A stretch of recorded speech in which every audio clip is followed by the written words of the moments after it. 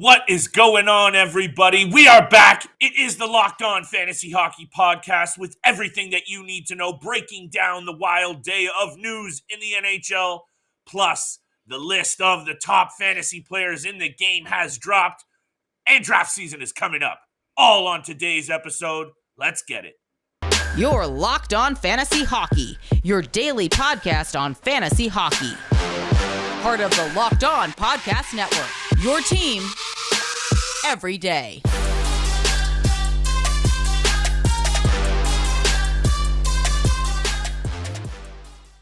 Party people, fantasy fanatics, and degenerate gamblers alike, welcome back to your show. It is the Locked On Fantasy Hockey Podcast with Mr. Steel Roden and your boy Big Flip Livingstone.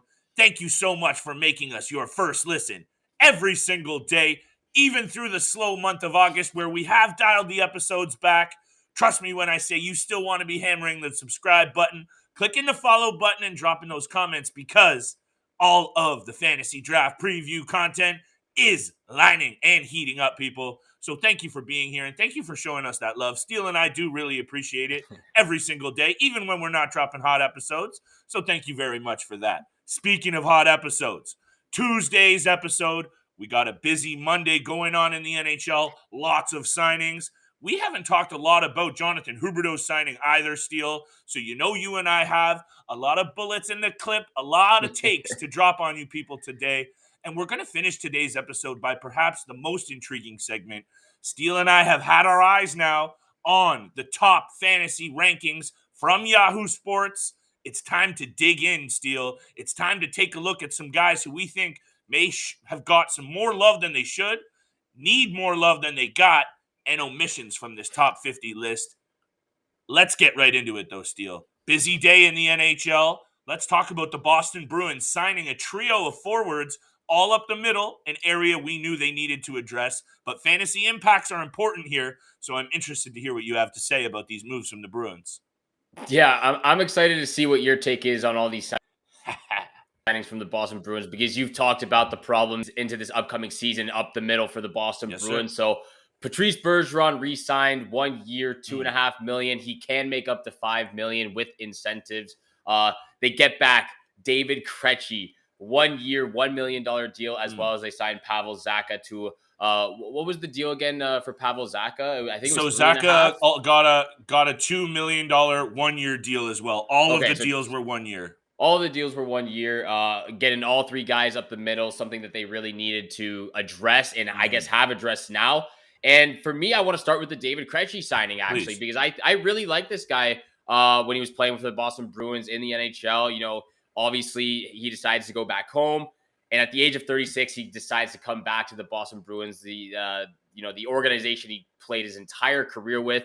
This is a guy that has consistently put up, on an average, 45 to 50 points a season. So this guy can, at 36 years old, can bring a lot to the table. And he's not going to be putting up a lot of goals like we've, the rest of his teammates can, like Brad Marchand and David Paschanak. Even Patrice Bergeron, he's not going to be putting up a ton of goals. We've seen in the past his consistency is around 15 goals, 10 goals a season, but it's the assist. So he racks up a decent amount of assists, 45 to 55 points on average a season. I think this is exactly what the Boston Bruins need. Get a little bit old school back into their game. And, obviously there are still some things they need to address because, I still don't like some of their depth players for the bottom six, but they are heading a little bit in the right direction because they got to keep up with the other teams in the Atlantic that made some drastic changes to their team. That's one of the things here, Steele, is yes, Krejci, and I think what we need to highlight very quickly, in the season before last, his last season in the NHL, he was still effective. He was also effective in the playoffs for the Bruins. 44 points in 51 games in the shortened season in 2021. And 11 playoff games, he put up 9 points as well. So I think the hands are still there for Krejci. I worry about the foot speed. I also worry about a guy at 36 years old in that top six, having to play too many minutes, Steele. Behind Patrice Bergeron, who we also know has a lot of mileage on that body, and it makes me a little bit concerned. I'm here for the take, though, with Krejci still having some value offensively, but I think you and I have both brought up the fact that to me, aside from, and even with Pasternak and Marchand for off-ice and on-ice issues, injuries, and otherwise, in general, I say the Boston Bruins are a team to be very wary of where you're drafting some of these big guys due to injury and other concerns that I just mentioned. Yeah, it is a scary situation. Obviously, Brad Marchand's not going to be healthy, and he's not going to be healthy to start the regular season in 2022-23 because of the surgery he just had. David Pacharetti, he's still a fantastic player, but with the turmoil happening with Don Sweeney as the GM, that could be a problem for him as well. So who really knows what's going to go on with the team? They still have some great players. They still bring a ton of fantasy value, but like Flip said, be wary of some of those bottom six forwards, even some of the guys on the second line as well, because as we saw last season, it was pretty much the top line that carried the entire team. I think you make another excellent point, because what I wanted to bring up is, if you're the Boston Bruins, and I'm not talking about fantasy per se, if you're the Boston Bruins and you've seen what's happened around in the Atlantic Division around you, we don't need to mention how much better the Senators, Red Wings, and other teams have got over the offseason. But are you really that confident in guys like Craig Smith, Taylor Hall, Jake DeBrusk, Charlie Coyle, and others to rein in and take that heat if those players up top can't get it done or can't play? I don't know if you're very confident Boston Bruins fan, because the depth there, I'd be concerned, Steele. I don't know what you think about that. Yeah, there is some concern. Like I mentioned, I'm not really a big fan of their bottom six, but I think the bigger thing we need to talk about right now is Patrice Bergeron again, who's coming back on a 1-year deal, $2.5 million. This guy, same like David Krejci, this is probably going to be their last year with the Boston Bruins organization. Obviously, to me, it's clear this is going to be their last year, obviously, with the 1-year deal. And I did not expect Patrice Bergeron to leave that much money on the table. It came out that he left some money on the table there. He wants to have, he wants the Boston Bruins to have a bright future ahead of them. And that means if he has to take a little bit less money, then that's the case. And he's okay with that. He said that's something that he's wanted to do for a while now. So surprised to see it, but at the same time, not surprised, because he obviously loves Boston. He loves the fans there, and he'll give back to the city. So yeah, that's my take on Patrice Bergeron, David Krejci, keeping and bringing back some old school guys. They didn't have a lot of options, Steele. That's for certain. And I would say this, Patrice Bergeron, absolute class act. On and off the ice, arguably the best defensive forward to ever lace him up. Multiple Selke trophies, and I mean 5 of them. So Patrice Bergeron, to me, 25 goals last year, 40 assists, still a valuable fantasy asset. David Krejci, we talked about the numbers that he put up from the offensive side of things. Still a valuable fantasy asset if they can stay healthy. And the amount of minutes that both of those guys are going to have to play up the middle, Steele, and I know they started to dial back Bergeron's minutes last year. He only averaged about 18. That's well below his career average.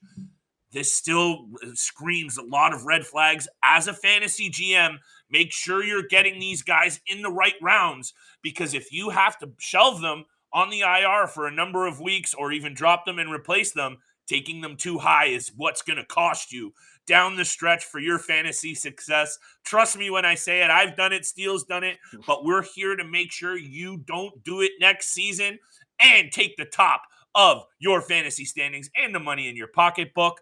But first, I need to tell you about a product that Steele and I have been using every single day to stay energized and healthy. It's AG1 from Athletic Greens. When you take this stuff with only 1 scoop, it is delicious. 75 high-quality ingredients, minerals, probiotics, and more to help you start your day right.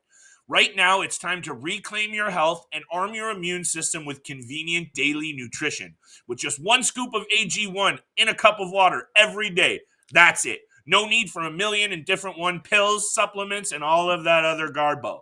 To make it easy, Athletic Greens is going to give you 1 free year supply of immune-supporting vitamin D and 5 free travel packs with your first purchase. All you have to do is visit athleticgreens.com/NHL Network. Again, that is NHL Network/athleticgreens.com to take ownership of your health and pick up the ultimate daily nutritional insurance. Thank you so much for making the Locked On Fantasy Hockey Podcast your first listen every single day. Don't forget, we are free and available on all podcast platforms, which also includes YouTube.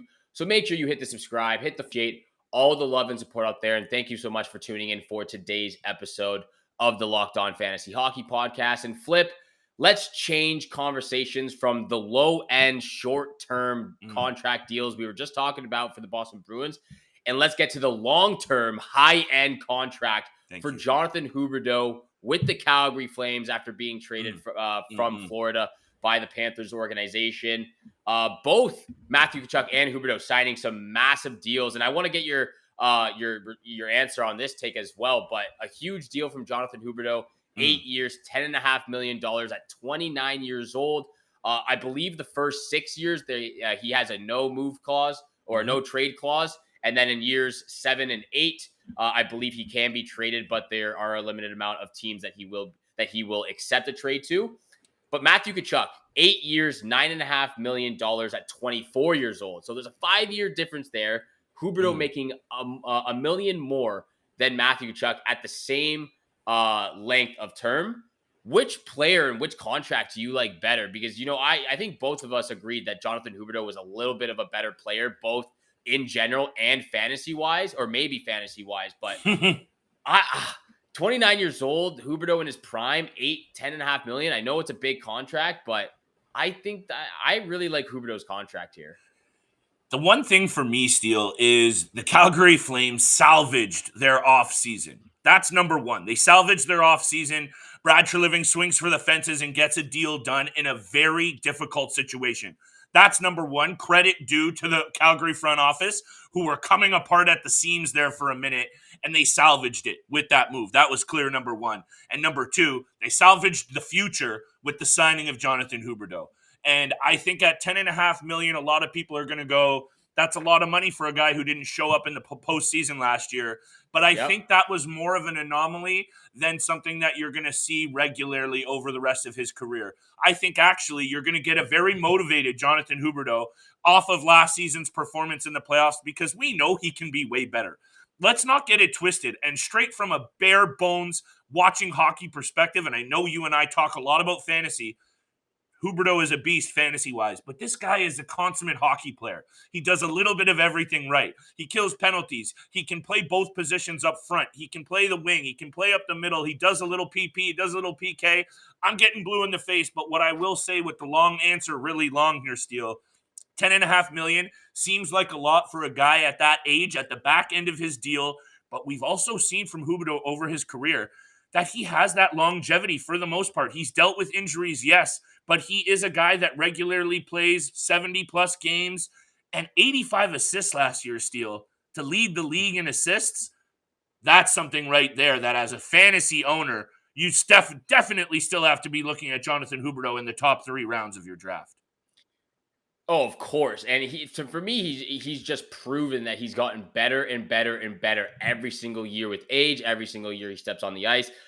So I can't wait to see what he does with the Calgary Flames this year. I absolutely love this deal. It just says to the Flames fan base that he's here to stay for a long time, and he's going to do whatever it takes to get this team and keep this team in a playoff spot as a contender and hopefully get to the Stanley Cup Finals, which they were close to last year. Yeah. Yep. And to your point as well, I think that was just a fluke. The entire Florida team didn't show up in that second round, only scoring 3 goals in 4 games. So it wasn't just him. It was the entire offense. Sergei Bobrovsky wasn't great, but he was also left out to dry. So I think it was one of those things, a fluke for him as well as the Florida organization. And as well, Johnny Gaudreau, he has shown up and he has proven that he can be that kind of guy in the playoffs, but he was not there for that season-ending goal from Connor McDavid in the semifinals. So I think Flames fans are pretty happy right now with Jonathan Huberdeau signing long-term, a guy who wants to be in Calgary and hopefully can keep this team being a Stanley Cup contender. I think there's 2 things where I'm going to take this, Steele, and you tell me what you think about this as always. And, rein me back in here if you're not feeling this take. But I'm going to say 2 things. Number 1, Huberdeau immediately makes some of the players around him fantasy value go up, in my opinion. Tyler Toffoli might get a look on that top line with Huberdeau and Elias Lindholm. Double circle that name. Double circle any name that's going to slot up on that top line on the right wing with Lindholm and Huberdeau. Because, hey, I have a feeling if Toffoli doesn't pan out right off the jump, which I think they're going to give him a pretty good shot, because in my opinion, that's the guy that should be up there.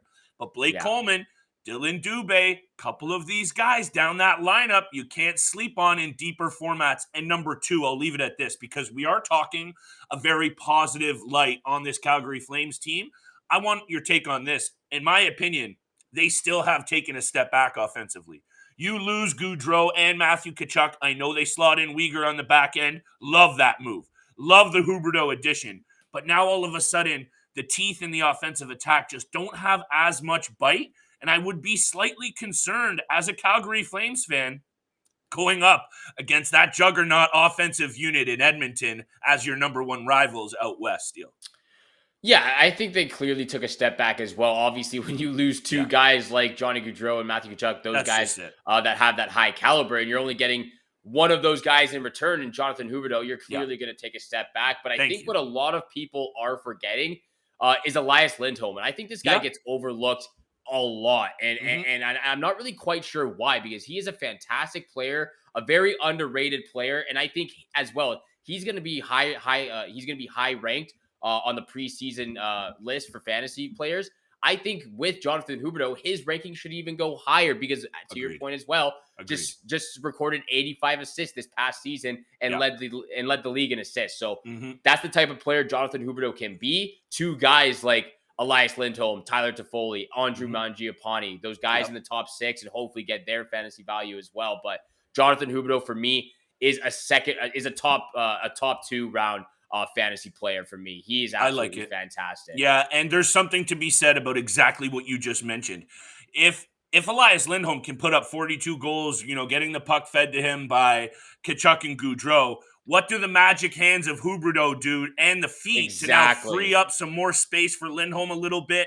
I understand the value of Tkachuk and Gaudreau, but if I'm talking about getting the puck fed to me, I'm taking Huberdeau all day long. That's my opinion.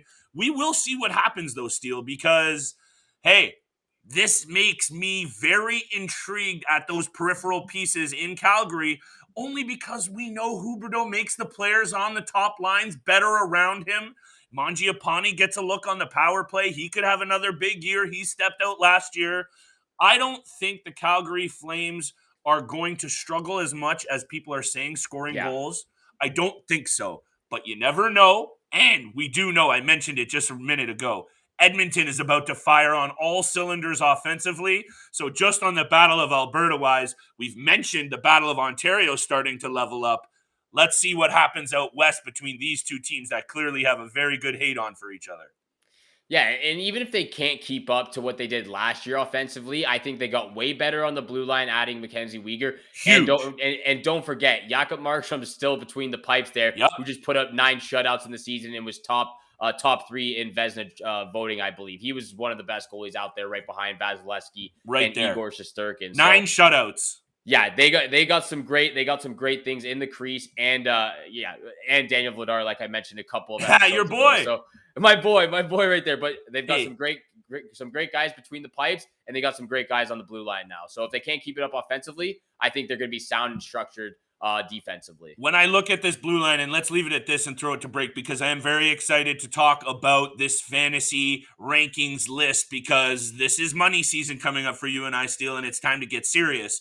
But speaking of serious, maybe this is the way Calgary's going to go about it. Daryl Sutter's behind the bench. Maybe they're okay with becoming more responsible on the defensive side of things. You change the way you play up front a little bit, maybe. Noah Hannafin, Rasmus Anderson, Chris Tanev, Mackenzie Weegar, Nikita Zadorov, and Oliver Killington. Those are 6 guys that are big, nasty, and throw the body around a little bit, all of them, even Hannafin, who was more of an offensive guy. Those are 6 big boys on the back end, Steele, and I'm very, very intrigued to see how offense of Edmonton goes up against the big, bad defense of Calgary. We might be in for a real interesting series, maybe even playoff series next year again. Intriguing, exciting, and it is going to be a great battle between those two teams in Alberta. It's going to be very exciting, and what you should be excited about also are Built Bars. If you haven't tried Built Bar Puffs yet, you are depriving yourself of one of life's greatest joys. And guess what? There's a new flavor out, It's delicious cookie dough covered in 100% chocolate. Let me introduce you to the new flavor, cookie dough chunk puffs. They are light and chewy texture, real cookie dough chunks. And of course, again, covered in 100% real chocolate. So you know I'm having one of these every single day before I work out and just as a late night snack. All the joys of eating cookie dough without the hassle of making it yourself. Plus, it's healthy for you. Cookie dough chunk puffs are only 160 calories and they have a whopping 15 grams of protein in them. Like I said, I eat these before and after I work out, and they get me through my workout every single day because they're that delicious and they're so good for you. Run to built.com to snag a box for you and the family, and it will be a perfect treat. Or you can just do yourself a favor and hide them because everyone's going to want them from your family. So make sure you hide them for yourself. You are going to love the new cookie dough chunk puffs, though. Whether you need a snack for your workout, like I said, a late night treat, or just to grab a quick bite, Built is the perfect protein bar for you. So go to built.com, use promo code LOCKS15 and get 15% off your order. I'll say it one more time. Use promo code LOCKS15 and get 15% off your order at built.com. Thank you so much for making the Locked On Fantasy Hockey Podcast your first listen every single day. Again, don't forget, we are free and available on all podcast platforms, which also includes YouTube. So hit the subscribe, hit the follow button. Flip and I appreciate all the love and support out there. And Flip. Let me catch my breath there because that was a long sentence. But I am excited to get into the top 50. We're just taking a preliminary look right now. The general feel of the top 50 players, or just, maybe top 60, because we're thinking about who maybe should be in the top 50, but the top 50 fantasy ranked players for this upcoming season, 2022-2023 season. I'm excited to hear what you have to say, but I quickly have to get this off my chest. I have to get this out there. I cannot believe that after the season Steven Stamkos just had, that he is ranked only 22nd. And I know that's still in the top 25, but after the season this man just had for the Tampa Bay Lightning, recording 106 points in 81 games, I can't believe he's ranked only 22nd. And I know that's probably, that's at the late stages of the second round, maybe early stages of the third, depending on how many players you have or how many teams you have in your league. Yeah.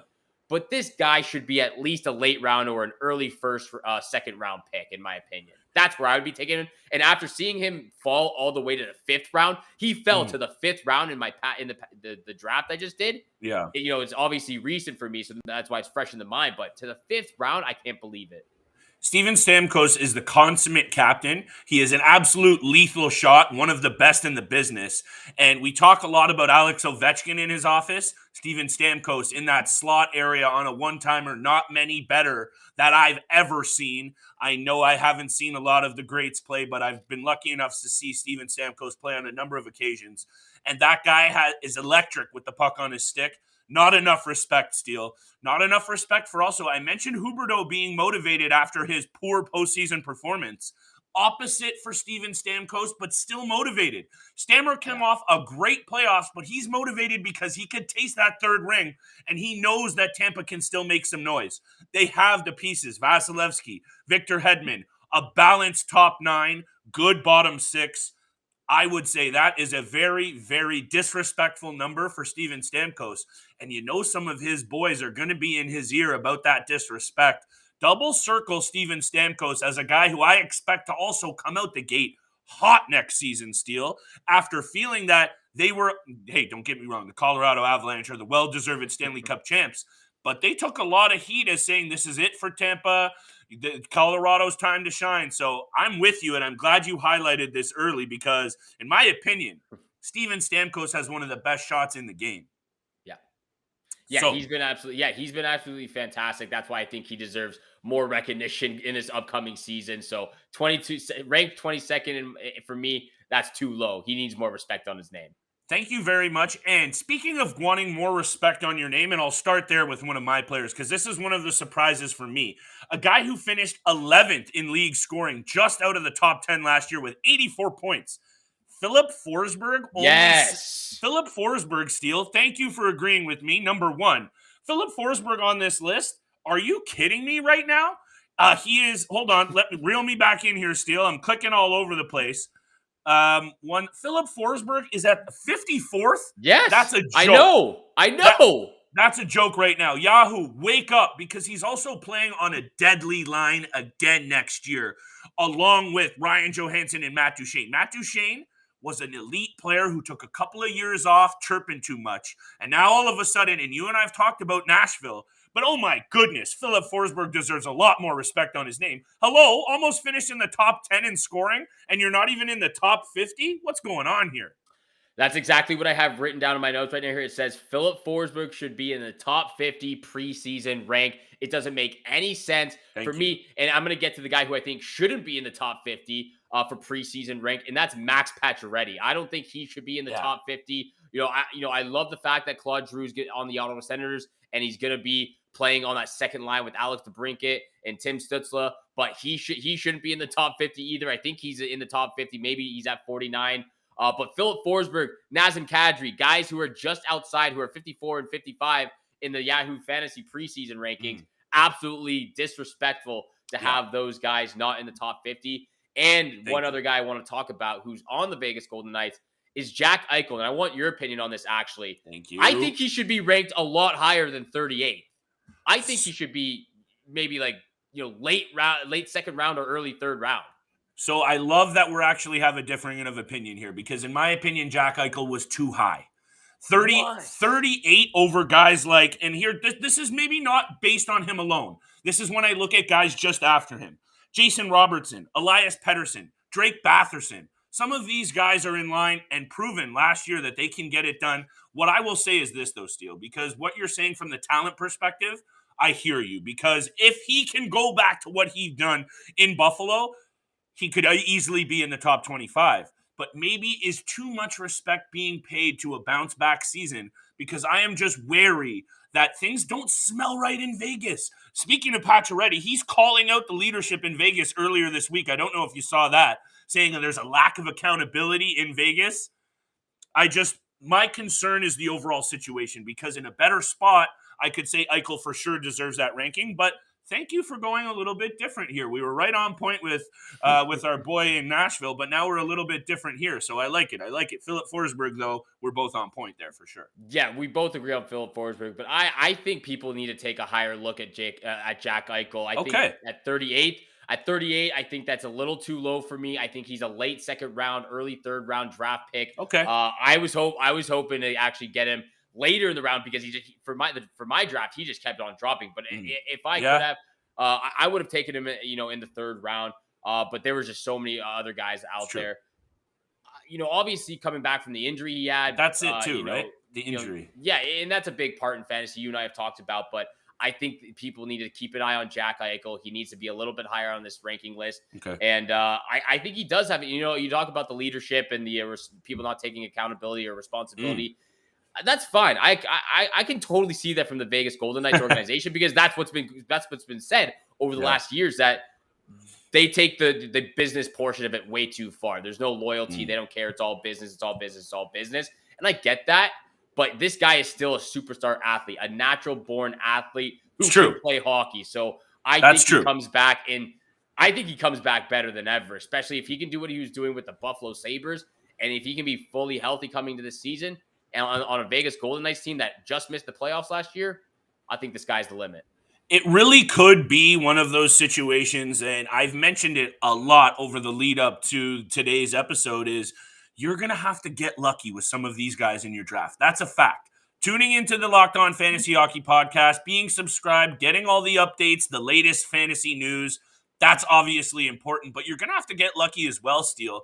And Jack Eichel might be one of those guys that, and I'm thinking about it right now, because come, let's say, March, that you're looking up at the top of your fantasy standings, a couple of the teams up there are going to have gotten lucky with a couple of guys, and something tells me this year, Jack Eichel might be that kind of player for a few fantasy GMs. I like that you thought he should be higher. I thought he should be lower. Let me know what you think about this take. And it might be the spiciest one that I have today, considering this man put up 52 goals last year. But in my opinion, Chris Kreider is not a top 25 player. And at 24 in the ranking, he is still too high in my opinion. And let me start with this.